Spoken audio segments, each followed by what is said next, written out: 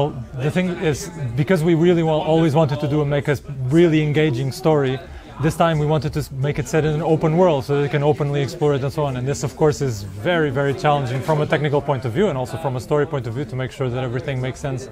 So we take all these elements that we love about this RPG but put them on an open world game, which of course is like a lot, just a vast, gigantic open world. We have to make all the story make sense, all the events make sense, all the locations. So it's very challenging work, it's a lot of work. The sandbox actually is really great because it allows us to have some very special endings of the game. There's a thing, we don't really have endings, we have what we call in the end world states, because the story branches in so many different ways that on the end of the game you have 36 different ways that the world is.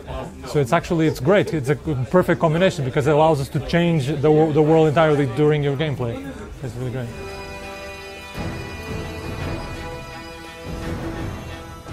Well, yes, I mean, there are obviously changes with characters. Obviously, there are some people you have relations with, some people you give power, some people die, some people are alive. But then, of course, some villages react to this as well. There's lots of political problems in the story of The Witcher. So some village will go to war, some villages will be destroyed. So there's a lot of stuff that changes throughout the course of the game, definitely, yes. We made the game in the way that you don't have to be a veteran of the series to enjoy the game. We made it in a way that you can start the game.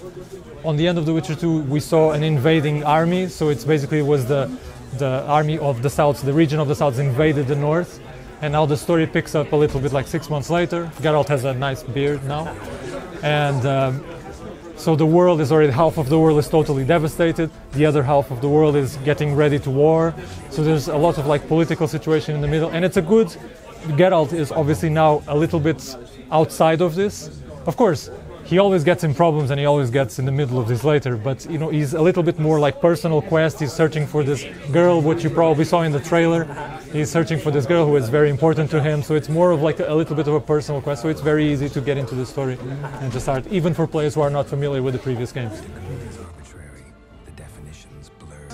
So, okay, the official hours is that you have about 100 hours of gameplay, in which 50 is the main quest and the 50 are the side quests. And there are lots of things, there are lots of people that you... Actually, that's one of the things I keep telling everybody, that it's... The one thing that's really worth doing in this world is exploring, like going around, take your horse and walk around, go around the world, because every place you see, every person you meet, everything has something to be discovered, some side quest that can be unlocked, something that you can do, something that you can gain, some information, and perhaps even change some other events in the world. So it's very, very worth exploring around and walking around. What are you doing? Killing monsters. We're trying to make a world without barriers, so there's no invisible barrier. You can go anywhere you want. You can go, if you see something, you can go there. You can go up the mountains, you can climb some buildings, it's pretty much, it's limitless, it's freedom, total freedom.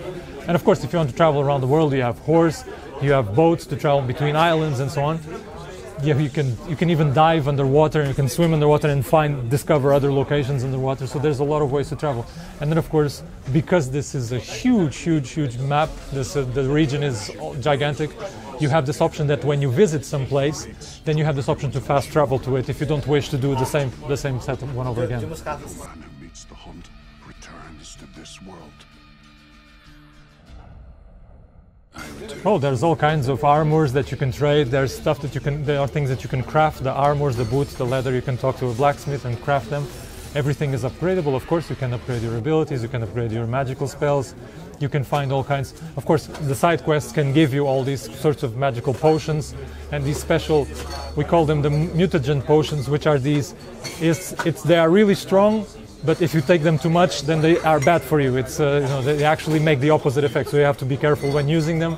But also in this game, actually, it's good because on the previous titles, we were a little bit, for some reason, and people didn't use their potions. People kept them all the time, waiting for the perfect moment to use them, and then they never use it at all. Yes. So we're using them in a system that we are really encouraging people to make the potions and to drink them, like use them wisely, because there's lots more tactical gameplay on this place. So there's a lot to explore and a lot to gain from it. Yes.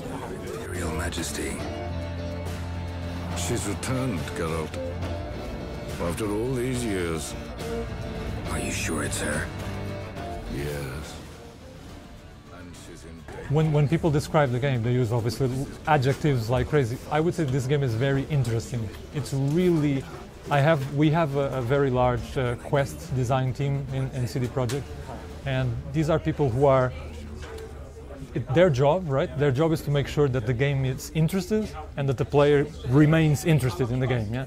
And I think they do a really good job. It's in the conversation, the dialogues is like very clever made dialogues, intelligent dialogues, very nice stories, very interesting locations.